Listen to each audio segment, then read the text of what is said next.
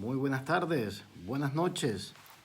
Cuando son las 10 de la noche, Madrid, 4 de la tarde, Bogotá, Nueva York y Miami, 5 de la tarde, Caracas. Bienvenidos a nuestro plan diario de lectura bíblica. Nuestro plan diario de lectura bíblica es un plan combinado donde leemos el Antiguo Testamento y el Nuevo Testamento, todo con el propósito de cumplir aquella palabra que el Señor nos da allá en Timoteo, mediante el apóstol, cuando dice, ocúpate de la lectura. Entre las muchas cosas que nos podemos ocupar, hay muchas cosas que nos ocupamos a diario.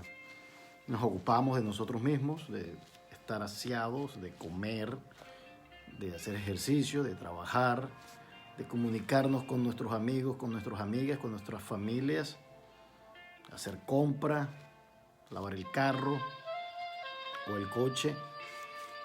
Nos ocupamos de muchas cosas, leemos, vemos televisión y entre todas esas cosas diarias, entre estas cosas diarias que hay que hacer, también debemos ocuparnos de la palabra de Dios. El salmista dice, lámpara es a mis pies tu palabra y lumbrera a mi camino. Eso es lo que es la palabra de Dios, es una lámpara que nos guía en los momentos fáciles, en los momentos difíciles, en los momentos de preguntas, en los momentos de interrogación. La palabra de Dios te motiva, te exhorta. Y esta palabra de Dios nos ha llegado en un proceso casi de 3.500 años, un poquito más. Es una palabra que ha sido escrita por pastores, por reyes, por cantores, por gobernadores, historiadores, por gente sencilla, por gente noble, por eruditos que han sido inspirados, por pescadores, y ha sido inspirada por Dios y nos llega a nosotros como el libro que ha soportado más persecución. Ningún otro libro lo han tratado de destruir tanto como a la Biblia. Lo han tratado de diseminar, de acabarlo. Lo han prohibido. La Biblia es el libro más prohibido de la historia. Actualmente, hoy por hoy, en el siglo XXI, en mínimo de 20 a 50 países, la Biblia está prohibida. Así que es una dicha, es una bendición que nosotros tengamos la libertad de leerla. Y ese es nuestro trabajo, es motivarles para que en todo ese tiempo diario tú dediques parte de una hora, media hora, y leamos la Biblia juntos. Estamos leyendo el libro de Números.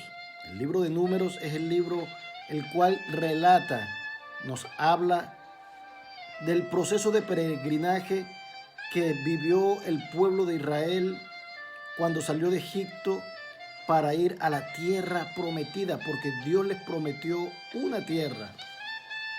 Dios les prometió un lugar donde serían una nación, pero por su desobediencia, por su pecado, ellos divagaron en el Sinaí por más de 40 años. Y un viaje que tenía que ser de 6 meses o hasta menos, les tardó 40 años porque pecaron contra Dios. Bueno, el libro de Números nos habla de ese relato, de lo que ellos experimentaron durante el desierto. Los primeros capítulos que hemos leído cómo Dios le dio instrucciones a las familias, a los líderes, a los capitanes, para que se organizaran. Hoy vamos a leer ayer leímos sobre la ley de los celos. Hoy vamos a ver sobre la ley de los sacrificios. Estamos en Números. Este es Levítico. Número 8 va a ser: Aarón enciende las lámparas y celebración de la Pascua. Y vamos a leer también en Apocalipsis capítulo 17, la caída de la gran ramera. ¿Quién es esa gran ramera que prostituye a las naciones en contra de Dios? Hoy vamos a ver quién es la ramera del mundo. Pero bueno, leemos en el nombre del Padre, del Hijo y del Espíritu Santo, pidiéndole a nuestro Señor que bendiga esta palabra, que esta palabra llegue a tu corazón, que esta palabra surte efecto, que esta palabra abra tus ojos, los ojos de tu corazón en fe, porque la palabra de Dios dice: la fe viene por el oír la palabra de Dios. En el nombre de Cristo oramos, amén. Dice: Aarón enciende las lámparas. Habló Jehová a Moisés diciendo: habla a Aarón y dile: cuando enciendas las lámparas, las 7 lámparas alumbrarán hacia delante del candelero. Y Aarón lo hizo así. Encendió la parte anterior del candelero sus lámparas, como Jehová lo mandó a Moisés.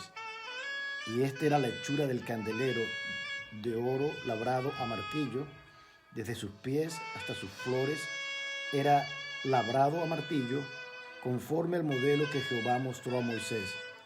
Así hizo el candelero. Consagración de los levitas. También Jehová habló a Moisés diciendo: toma a los levitas de entre los hijos de Israel y haz expiación por ellos. Así harás para expiación por ellos. Rocía sobre ellos el agua de la expiación y haz pasar la navaja sobre todo su cuerpo, y lavarán sus vestidos y serán purificados. Luego tomarán un novillo con su ofrenda de flor de harina amasada con aceite, y tomarás otro novillo para expiación, y harás que los levitas se acerquen delante del tabernáculo de reunión, y reunirás a toda la congregación de los hijos de Israel. Y cuando hayas acercado a los levitas delante de Jehová, pondrán los hijos de Israel sus manos sobre los levitas, y ofrecerán a Aarón los levitas delante de Jehová en ofrenda de los hijos de Israel, y servirán en el ministerio de Jehová.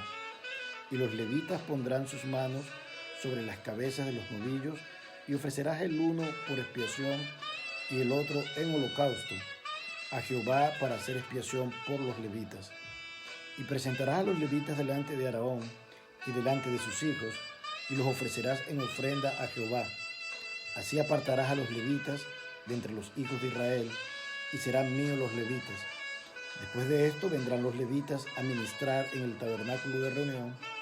Serán purificados y los ofrecerás en ofrenda, porque enteramente me son dedicados a mí los levitas, de entre los hijos de Israel, en lugar de todo primer nacido. Los he tomado para mí en lugar de los primogénitos de todos los hijos de Israel.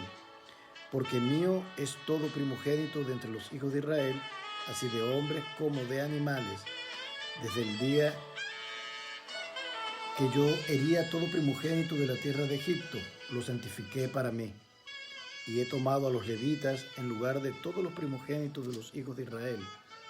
Y yo he dado en don los levitas a Aarón y a sus hijos de entre los hijos de Israel, para que ejercen el ministerio de los hijos de Israel en el tabernáculo de reunión, y reconcilien a los hijos de Israel, para que no haya plaga en los hijos de Israel al acercarse a los hijos de Israel al santuario. Y Moisés y Aarón y toda la congregación de los hijos de Israel hicieron con los levitas conforme a todas las cosas que mandó Jehová a Moisés acerca de los levitas. Así hicieron con ellos los hijos de Israel.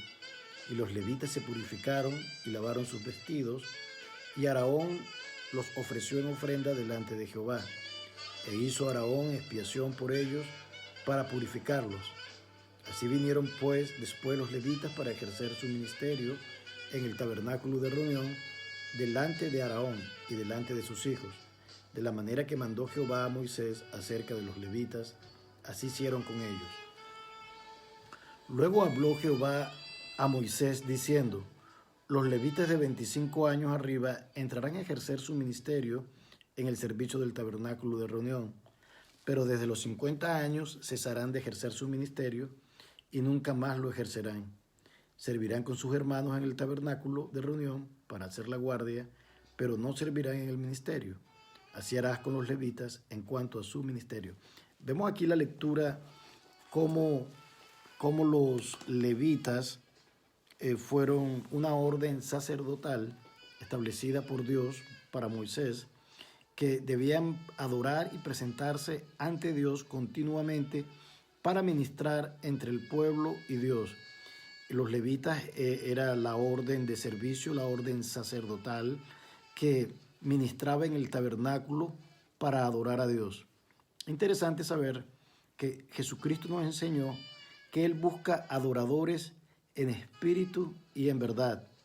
Hoy el servicio sacerdotal levítico está caído porque no hay templo en Israel. Recuerden que el templo fue destruido en el año 70 de la edad cristiana, de la era del Señor, del año Domini, y todo eso cesó. Pero Dios restableció un nuevo tabernáculo entre los hombres, un tabernáculo que está en tu corazón. Cuando tú vienes a Cristo, se establece ese tabernáculo santo donde tú te encuentras a diario con Dios. Y Jesucristo dijo, el Padre busca adoradores en espíritu y en verdad. El Nuevo Testamento nos abre una dimensión mucho más grande, eterna, en el momento en que tú puedes acercarte a Dios y aún más, tú puedes ministrar a otros con tu vida. Lo que estamos haciendo ahorita, yo te estoy ministrando la palabra de Dios. Jesucristo dice, o la palabra de Dios dice que Dios nos ha hecho reyes y sacerdotes. Nosotros somos linaje escogido, real sacerdocio. Tú eres un sacerdote, yo soy un sacerdote que ministra a otros. Nosotros en ese sentido, los cristianos de fe en Dios y en Jesucristo, hemos sido constituidos levitas de servicio, de ministrar a la gente para que entiendan y vengan a la palabra de Dios. Cuando tú haces eso, tú te conviertes en un sacerdote. Recuerda que la función del sacerdote era interceder entre Dios y el pueblo. Así cuando tú oras por alguien, cuando tú intercedes por alguien, cuando tú pides oración por alguien, tú estás siendo un sacerdote. Tú estás interviniendo por Dios, por esa persona. Por eso, nuestro ministerio como cristianos es llevar la palabra al mundo para que el mundo la reciba. Y cuando ellos la reciben, están recibiendo palabra de Dios mediante ti. Por eso, estimado hermano, estimado amigo, nunca te detengas en compartir la palabra con tus amigos, con tu familia. Dales un folleto, dales una Biblia, dales este video para que ellos tengan la oportunidad de ser ministrados por el poder de nuestro Dios. Seguimos con Números, capítulo 9, celebración de la Pascua. Y la celebración de la Pascua dice así. Habló Jehová a Moisés en el desierto de Sinaí, en el segundo año de su salida de la tierra de Egipto, en el mes primero, diciendo, los hijos de Israel celebrarán la Pascua a su tiempo. El 14º día de este mes, entre las 2 tardes, la celebraréis a su tiempo, conforme a todos sus ritos y conforme a todas sus leyes, la celebraréis. Y habló Moisés a los hijos de Israel para que celebrasen la Pascua. Celebraron la Pascua en el mes primero, a los 14 días del mes, entre las 2 tardes, en el desierto del Sinaí, conforme a todas las cosas que mandó Jehová a Moisés. Así hicieron los hijos de Israel. Pero hubo algunos que estaban inmundos a causa de muerto y no pudieron celebrar la Pascua aquel día, y vinieron delante de Moisés y delante de Aarón aquel día, y le dijeron a aquellos hombres, nosotros estamos inmundos por causa de muerto, ¿por qué seremos impedidos de ofrecer ofrenda a Jehová a su tiempo entre los hijos de Israel? Y Moisés le respondió, esperad y oiré lo que ordena Jehová acerca de vosotros. Y Jehová habló a Moisés diciendo, habla a los hijos de Israel diciendo, cualquiera de vosotros o de vuestros descendientes que estuviera inmundo por causa de muerto, o estuviere de viaje lejos, celebrará la Pascua a Jehová. En el mes segundo, a los 14 días del mes, entre las 2 tardes, la celebrarán. Con panes sin levadura y hierbas amargas la comerán. No dejarán del animal sacrificado para la mañana, ni quebrarán hueso de él, y conforme a todos los ritos de la Pascua la celebrarán.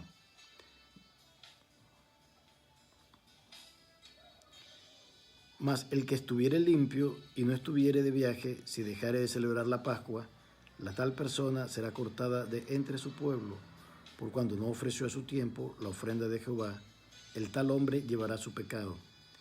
Y si morare con vosotros extranjero y celebrare la Pascua a Jehová, conforme al rito de la Pascua y conforme a sus leyes, la celebrará. Un mismo rito tendréis, tanto el extranjero como el natural de la tierra. La nube sobre el tabernáculo. El día que el tabernáculo fue erigido, la nube cubrió el tabernáculo sobre la tienda del testimonio, y a la tarde había sobre el tabernáculo como una apariencia de fuego hasta la mañana. Así era continuamente. La nube lo cubría de día y de noche la apariencia de fuego. Cuando se alzaba la nube del tabernáculo, los hijos de Israel partían, y en el lugar donde la nube paraba, allí acampaban los hijos de Israel. Al mandato de Jehová los hijos de Israel partían, y al mandato de Jehová acampaban. Todos los días que la nube estaba sobre el tabernáculo, permanecían acampados. Cuando la nube se detenía sobre el tabernáculo muchos días, entonces los hijos de Israel guardaban la ordenanza de Jehová y no partían. Y cuando la nube estaba sobre el tabernáculo pocos días, el mandato de Jehová acampaban y el mandato de Jehová partían. Y cuando la nube se detenía sobre la tarde hasta la mañana, o cuando a la mañana la nube se levantaba, ellos partían. Asimismo, estado un día y la noche, la nube se levantaba, entonces partían. Así 2 días, o un mes, o un año, mientras la nube se detenía sobre el tabernáculo, permaneciendo sobre él, los hijos de Israel seguían acampados y no se movían. Mas cuando ella se alzaba, ellos partían. Al mandato de Jehová acampaban, y al mandato de Jehová partían, guardando la ordenanza de Jehová, como Jehová lo había dicho por medio de Moisés. Un relato histórico, un relato que cualquier persona tiene acceso a ella cuando lee la Biblia, allá en Número capítulo 9, que da testimonio de que Dios se manifestó a su pueblo Israel mediante una nube que cubría el tabernáculo, y cuando este tabernáculo, Dios le daba orden al pueblo de Israel mediante la nube, si debía acampar o si debían seguir. Y dice que la nube parecía como de fuego, ¿verdad? Dice, así era continuamente, la nube la cubría de día y de noche la apariencia de fuego. Durante el día posiblemente esta nube protegía el campamento del sol, y en la noche era como una linterna que le daba luz a los israelitas. Es una experiencia teocéntrica, donde Dios es el centro de esta vida comunitaria de Israel. Los hombres podían ver la gloria de Dios manifiesta. Y esto está escrito para que nosotros creamos que hay un Dios que es real. La existencia de Dios no se debate. La existencia de Dios es más que se da por sentada. Es una realidad santa y pura que debe estar en nuestros corazones para glorificar a Dios. No tengas duda de la existencia de Dios. Eso es irreverencia. Eso es irrespeto a un eterno Dios que ha creado los cielos y la tierra, y que en su palabra nos da testimonio de que Él se manifiesta, de que Él estuvo presente en medio de los hombres. Y hoy Él puede llevar tu corazón más que una nube, más que un fuego, con su presencia misma, por la obra del Espíritu Santo en Jesucristo. Él puede estar en tu vida si tú le permites entrar a Él. La otra lectura de hoy es en el capítulo 17 de Revelación o Apocalipsis. Y dice, condenación de la gran ramera. Ahora, recordemos la lectura de ayer. La lectura de ayer, Dios lanza su ira, las copas de la ira, sobre aquellos que habían tomado la marca de la bestia. Aquellos que habían adorado a la bestia, aquellos que habían dejado su condición humana y se habían convertido en instrumentos de maldad y de iniquidad del anticristo y del falso profeta, fueron condenados con úlceras. Y Dios también dice, la palabra dice que mandó truenos, relámpagos y castigos y terremotos y maremotos sobre aquellos hombres que no obedecieron a la palabra de Dios ni se arrepintieron. También dice que el calor del sol los quemó de tal manera que ellos maldecían a Dios. Ese es el futuro de los impíos. Ese es el futuro de aquellos que se niegan a creer en un Dios que llama al arrepentimiento, en un Dios que te ama hoy, pero que te está esperando que te arrepientas. Pero si tú rehusas creer en Él, si tú rehusas vivir conforme al Evangelio Santo de Dios, si tú rehusas vivir sin Dios, estarás exponiéndote a vivir las copas de la ira que están en Apocalipsis capítulo 15 y 16. En el capítulo 17 habla de la gran ramera. ¿Quién es esta gran ramera? Ramera es prostituta y está sentida en el sentido espiritual. Por lo general, ¿qué hace una prostituta? Una prostituta vende su cuerpo por dinero. Bueno, en el sentido espiritual, una prostituta espiritual, una ramera espiritual, es aquella que vende ideas y vende la religión por dinero, que la vende por falsedad. Pero leamos la Biblia allá en Apocalipsis capítulo 17 y veamos después quién es esta gran ramera. Dice, el capítulo 17 de Apocalipsis dice, vino entonces uno de los 7 ángeles que tenían las 7 copas y habló conmigo diciendo, ven acá y te mostraré la sentencia contra la gran ramera, la que está sentada sobre muchas aguas, con la cual han fornicado los reyes de la tierra, y los moradores de la tierra se han embriagado con el vino de su fornicación. Y me llevó en el espíritu al desierto, y vi a una mujer sentada sobre una bestia escarlata, llena de nombres de blasfemia, que tenía 7 cabezas y 10 cuernos. Y la mujer estaba vestida de púrpura y escarlata, y adornada de oro, y de piedras preciosas, y de perlas, y tenía en la mano un cáliz de oro lleno de abominaciones y de la inmundicia de su fornicación. Y en su frente un nombre escrito, un misterio, Babilonia la Grande, la madre de las rameras y de las abominaciones de la tierra. Vi a la mujer ebria de la sangre de los santos y de la sangre de los mártires de Jesús.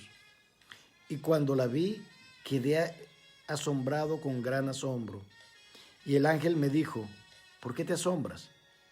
Yo te diré el misterio de la mujer y de la bestia que la trae, la cual tiene las 7 cabezas y los 10 cuernos.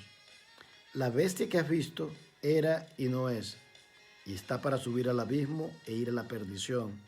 Y los moradores de la tierra, aquellos cuyos nombres no están escritos desde la fundación del mundo en el libro de la vida, se asombrarán viendo la bestia que era y no es, y será. Esto para la mente que tenga sabiduría. Las 7 cabezas son 7 naciones, sobre los cuales se sienta la mujer. Y son 7 reyes, 5 de ellos han caído, uno es y el otro aún no ha venido, y cuando venga es necesario que dure breve tiempo. La bestia que era y no es también el octavo de entre los 7 y va a la perdición. Y los 10 cuernos que has visto son 10 reyes que aún no han recibido reino, pero por una hora recibirán autoridad como reyes juntamente con la bestia. Estos tienen un mismo propósito y entregarán su poder y su autoridad a la bestia. Pelearán contra el Cordero y el Cordero los vencerá. Porque Él es Señor de señores y Rey de reyes, y los que están con Él son llamados, elegidos y fieles. Me dijo también, las cosas que has visto donde la ramera se sienta son pueblos, muchedumbres, naciones y lenguas. Y los 10 cuernos que viste en la bestia, estos aborrecerán a la ramera y la dejarán desolada y desnuda, y devorarán sus carnes y la quemarán con fuego. Porque Dios ha puesto en sus corazones el ejecutar lo que Él quiso, ponerse de acuerdo y dar su reino a la bestia hasta que se cumplan las palabras de Dios. Y la mujer que has visto es la gran ciudad que reina sobre los reyes de la tierra. Palabra de Dios allá en Apocalipsis, capítulo 17. Vamos a comenzar a hablar sobre la gran ramera. La gran ramera aquí en Apocalipsis dice que es la gran Babilonia. Recordemos que Babilonia fue la primera ciudad imperial, un imperio que se forjó en esta ciudad antes de cualquier otro imperio. Los babilonios dice que fue una ciudad fundada por Nimrod, y Nimrod era un bisnieto de Noé después del diluvio.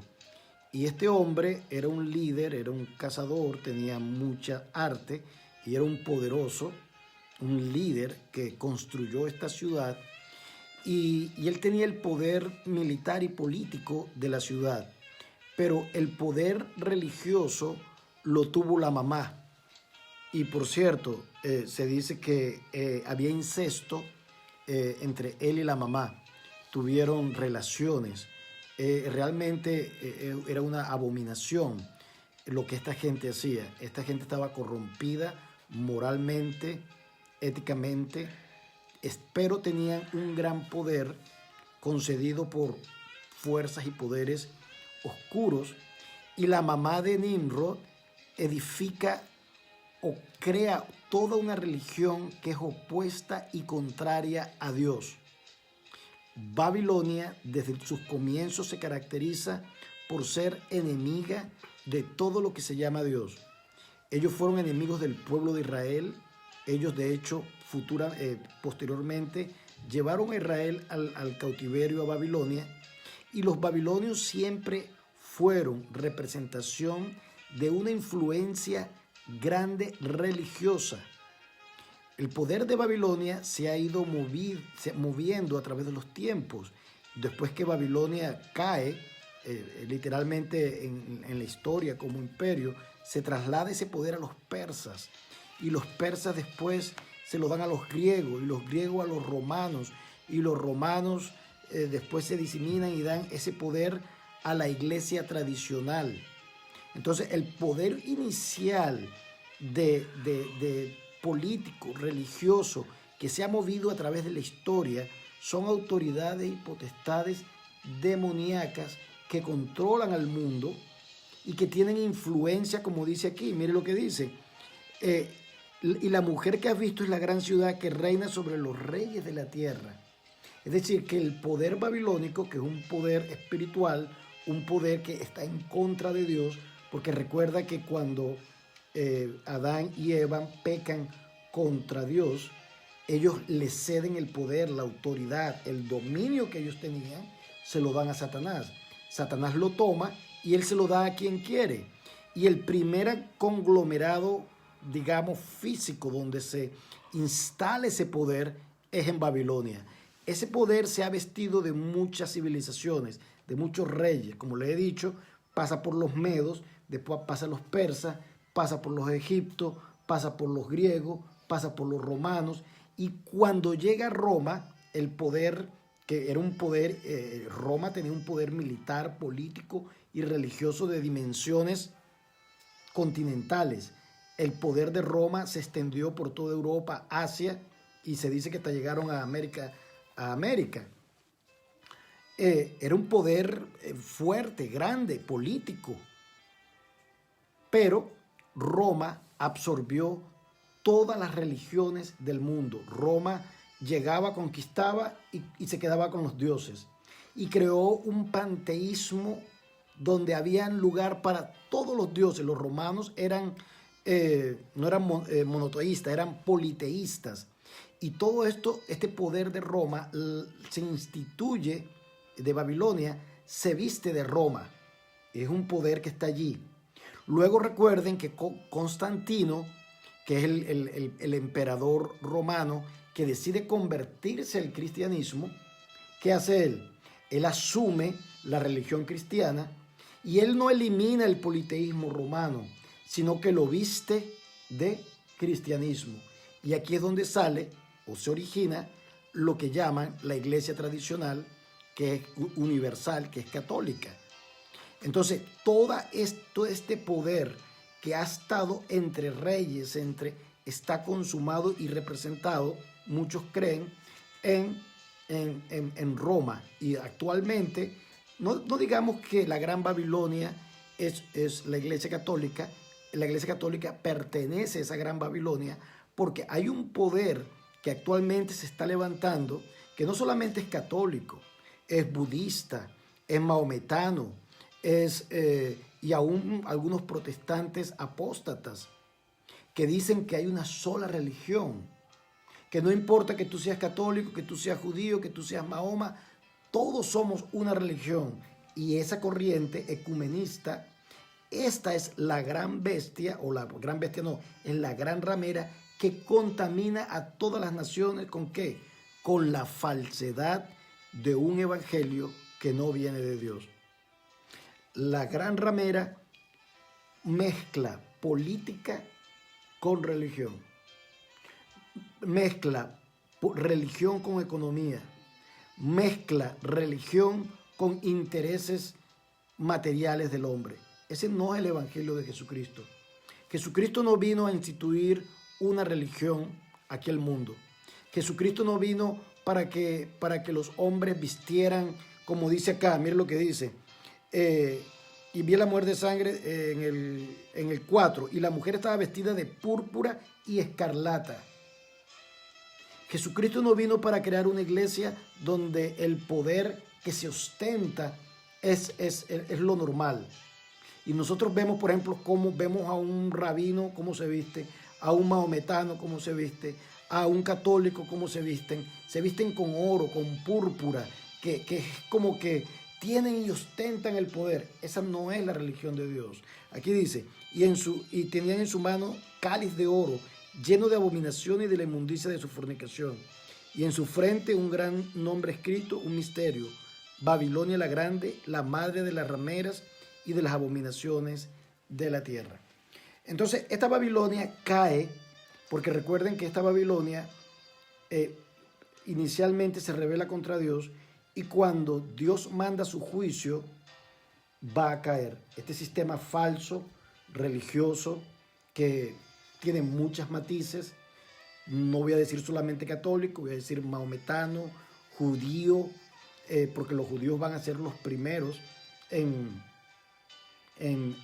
oponerse a Dios. Dios, de hecho, dice que pelearán contra el Cordero.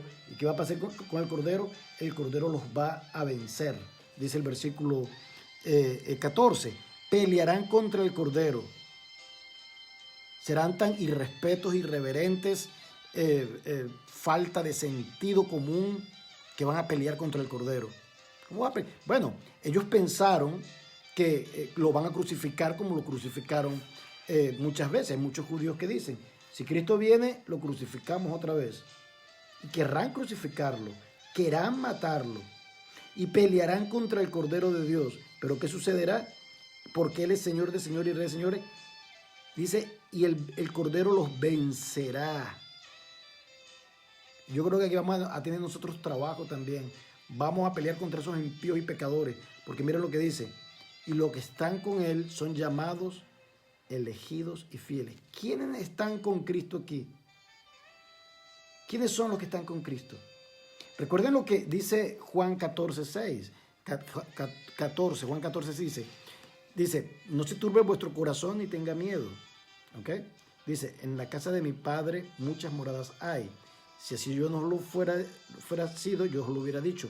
Voy pues a preparar lugar para que donde yo estéis, vosotros también estéis.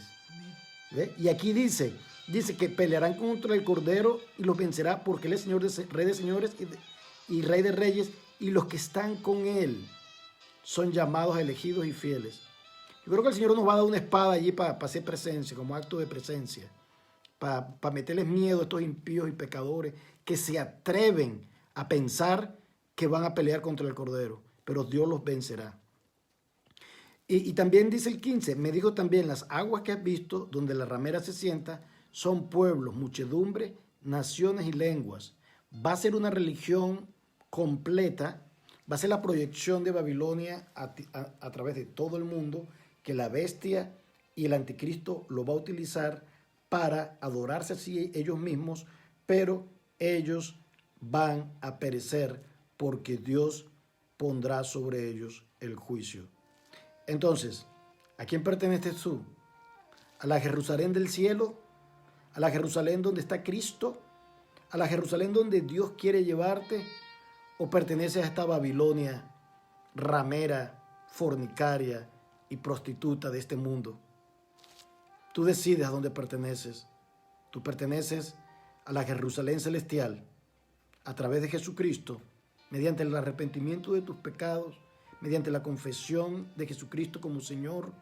Tú puedes pertenecer a esa Jerusalén santa, pura, creada por Dios, donde Dios será el sol, donde Dios jugará toda lágrima, donde tú podrás estar con el Cordero Eterno. Pero si decides de diferente manera, vas a estar en la Babilonia corrompida y corrupta, fornicaria, adúltera, que será destruida por el poder de Dios. Es tu decisión. Esta es nuestra transmisión del día de hoy, nuestra lectura allá en Números, capítulo 9 y 10, o 8 y 9, perdón, y Apocalipsis, capítulo 17. Ya nos acercamos al final de Apocalipsis. Vemos cómo Dios ha juzgado con sus copas, con las plagas, con los ángeles, con las trompetas. ¿Y qué queda? En el versículo 18, 19, 20, 21, lo que queda es promesas. Así que quédate para mañana. Recuerda, vamos a estar todos los días leyendo la palabra de Dios. Te invito a que te unas con nosotros en nuestra página Jesucristo, Hijo de Dios, y en la página discipular o en el grupo Discípulos de Jesucristo. Momentáneamente YouTube está suspendido porque tenemos problemas técnicos con la computadora, pero para esta semana entrante ya podremos volver otra vez a YouTube. Veamos si nos permite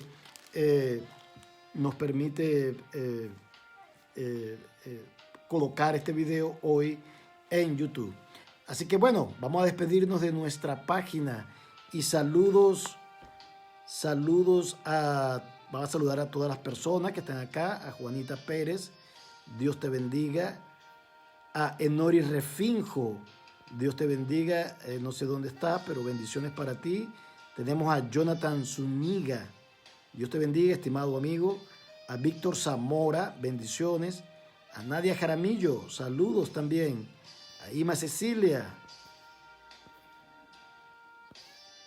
a Carlos Luis Zambranos, a Joshua Ayala y a todos los que se han unido a nosotros en Jesucristo, Hijo de Dios. Este video y Raquel López acaba de llegar. Raquel, ya estamos terminando la transmisión. Puedes en un momento lo vamos a publicar y puedes ver desde el principio. Así que bendiciones a todos nuestros hermanos y amigos. Recuerden, mañana estaremos 10 de la noche Madrid, 5 de la tarde Caracas, 4 de la tarde Bogotá, Miami, Nueva York. Bendiciones.